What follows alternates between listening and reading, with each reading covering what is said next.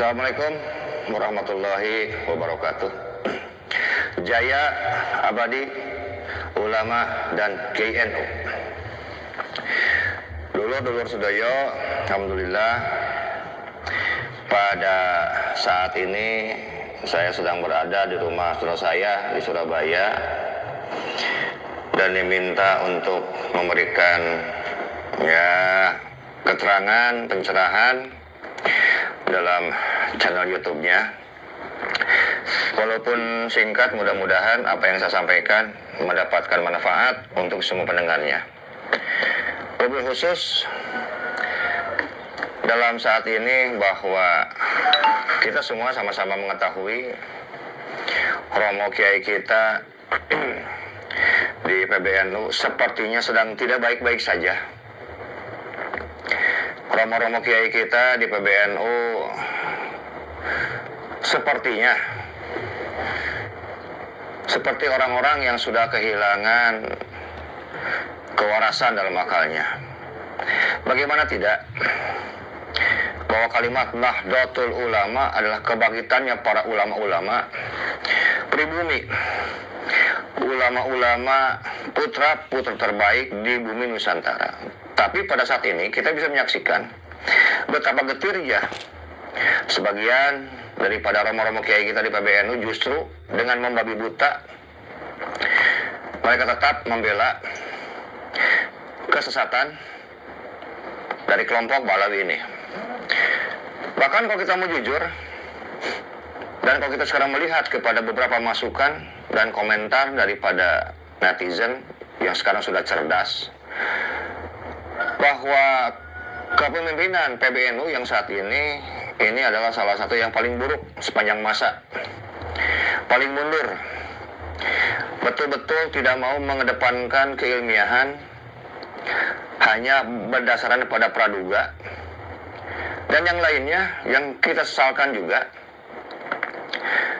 Kedepannya ini sudah seharusnya bahwa para pemimpin di PBNU ini mengedepankan keilmuan, keilmiahan, bangkitnya keilmuan, bangkitnya ulama itu bukan dengan zon, tetapi dengan ilmu pengetahuan. Kalau kita sekarang mau secara jujur, ribuan komentar yang menghujat kepemimpinan sekarang romo-romo kiai yang berada di PBNU. Bahkan kemarin saya sempat bersambung atau disambungkan oleh kawan kita tentang masalah polemik Nasab Balawi ini, dan mereka masih ada yang menggunakan kaidah yang tidak tercatat itu belum tentu tidak ada. Ya betul, saya bilang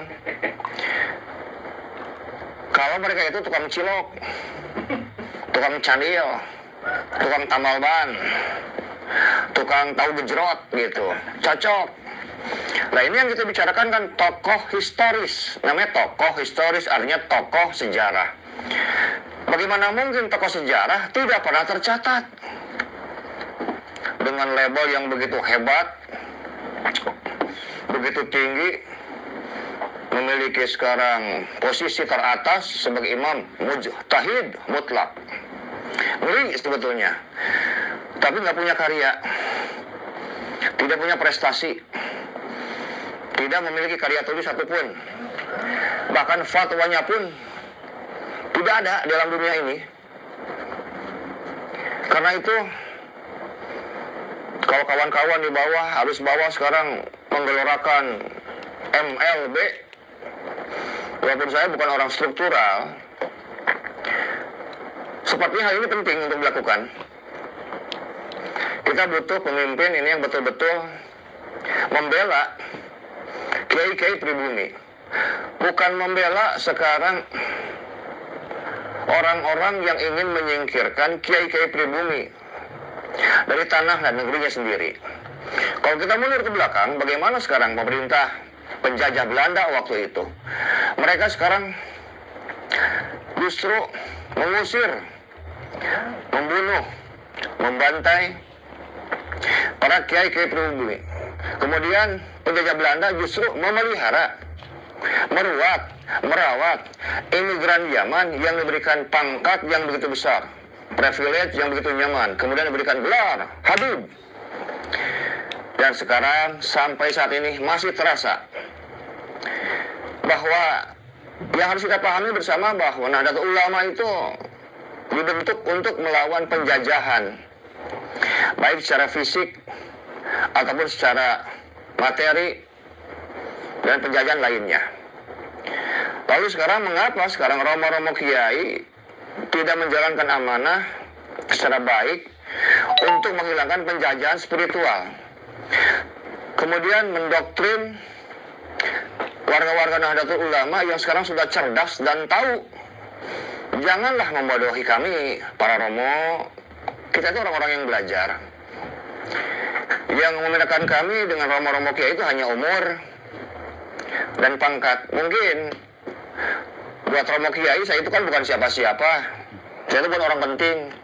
Cuma romo kiai pun harus tahu, romo kiai walaupun berbeda umurnya dengan saya, lebih tua, lebih senior, memiliki pangkat jabatan yang lebih tinggi, tapi Anda harus tahu, romo kiai itu bukan siapa-siapa juga buat saya. Ya, nggak penting juga buat saya sebetulnya. Karena yang kita perjuangkan adalah kebenaran. Kita ingin merawat sekarang perjuangan Wali Songo di Indonesia ini. Apakah romo kiai sekarang pernah berkomentar investigasi tentang pembangunan makam-makam palsu? Tidak pernah. Apakah sekarang romo kiai juga sekarang bisa menyikapi, memfatwakan puluhan fatwa sesat yang disampaikan oleh sekarang dari klan Ba'alawi? Tidak pernah juga. Dan perlu juga saya singgung kepada saudara saya yang ada di PKB dan di P3. Anda ini semua kan mayoritas warga NU. Apa Anda sekarang pernah membantu perjuangan kami? Tidak juga. Ini bukti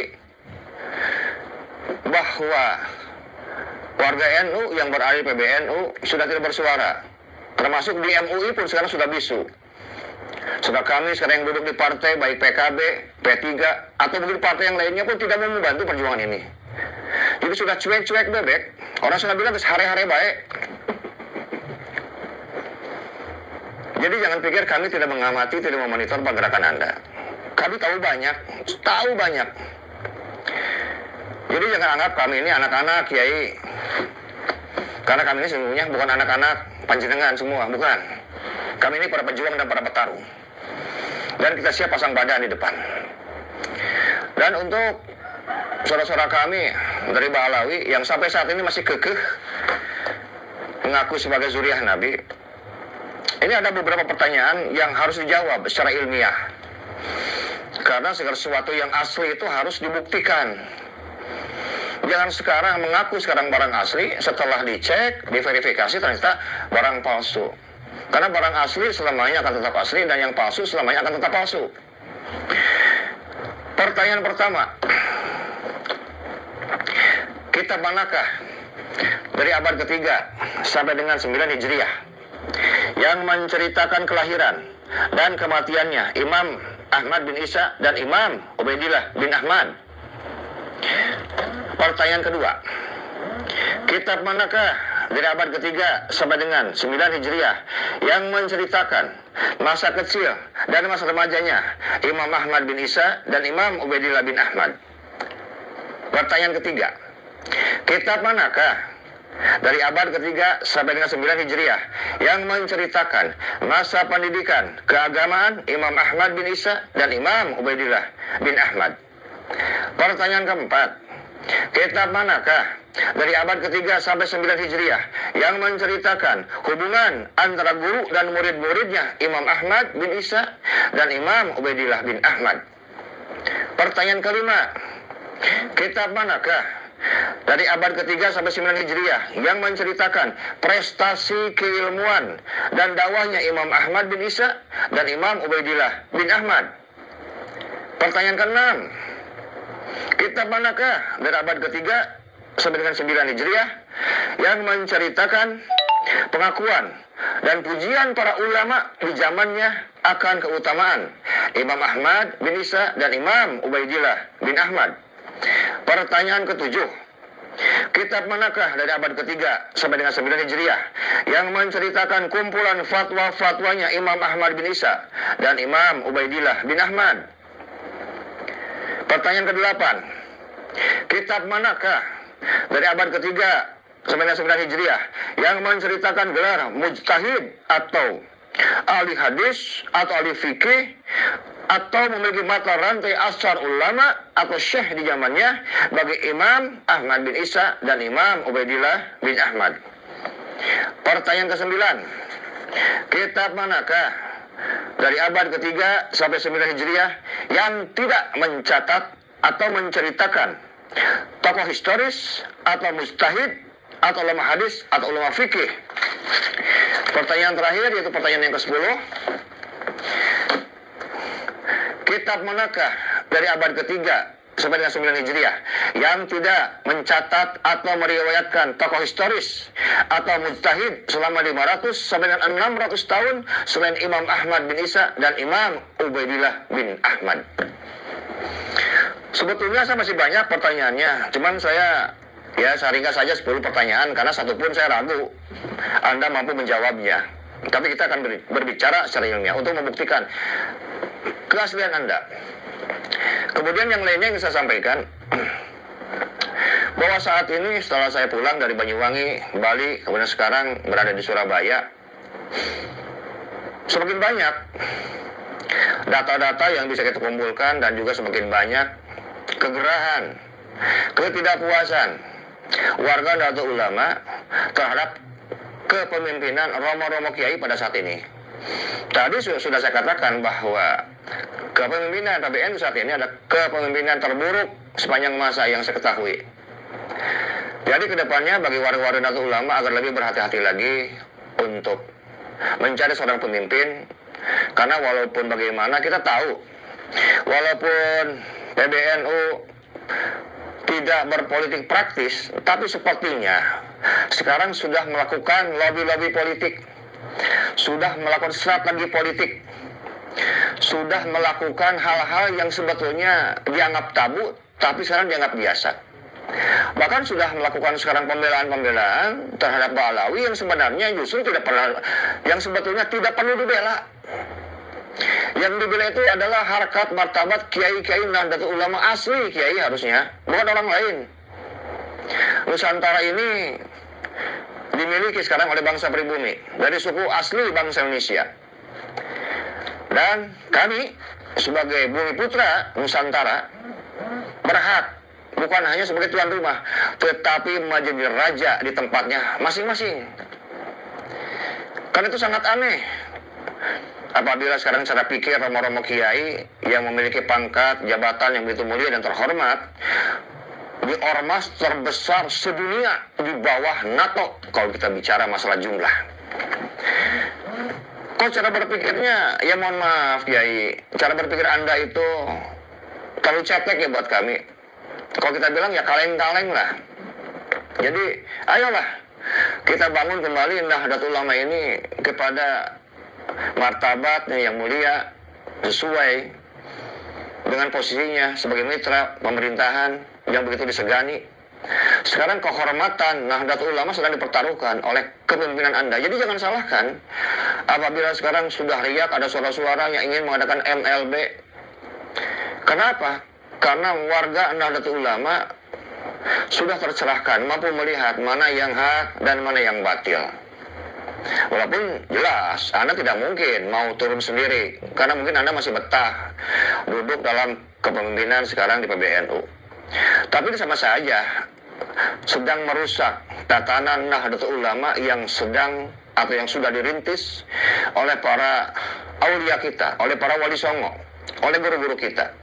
Jadi jangan pernah melemparkan kalimat sekarang takut kualat dari syafaat. Justru bagi kami Anda lah sebetulnya harus takut kualat dan tidak mendapat syafaat. Karena Anda dalam pengamatan kami, dalam analisa kami sudah melenceng dari amanat pendiri Nahdlatul Ulama Hadrat Syekh Ki Haji Hasyim Asy'ari.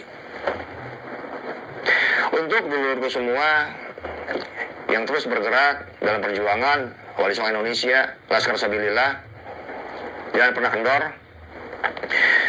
Kita gaungkan dan kita gemakan suara kebenaran ini dengan apa yang kita miliki. Sudah barang tentu ada beberapa agenda besar, bahkan agenda yang sangat besar sekali yang akan kita buat. Dan ini sifatnya masih cukup khusus. Saya tidak katakan bahwa agenda besar kita ini adalah sesuatu yang rahasia, tidak. Karena juga kita semua akan tahu kok. Yang perlu kita pastikan bahwa gerakan kita ini adalah pergerakan matahari ketiga. Cahaya matahari di bumi Nusantara sedang berpihak kepada perjuangan Wali Songo dan Laskar Sabilillah. Insya Allah, bismillah, bahwa kita akan terus maju, akan terus sekarang bergerak dengan apa yang kita miliki. Dan ada yang mereka tidak ketahui bahwa kekuatan kultural Nahdlatul Ulama itu sangat besar, bahkan teramat besar.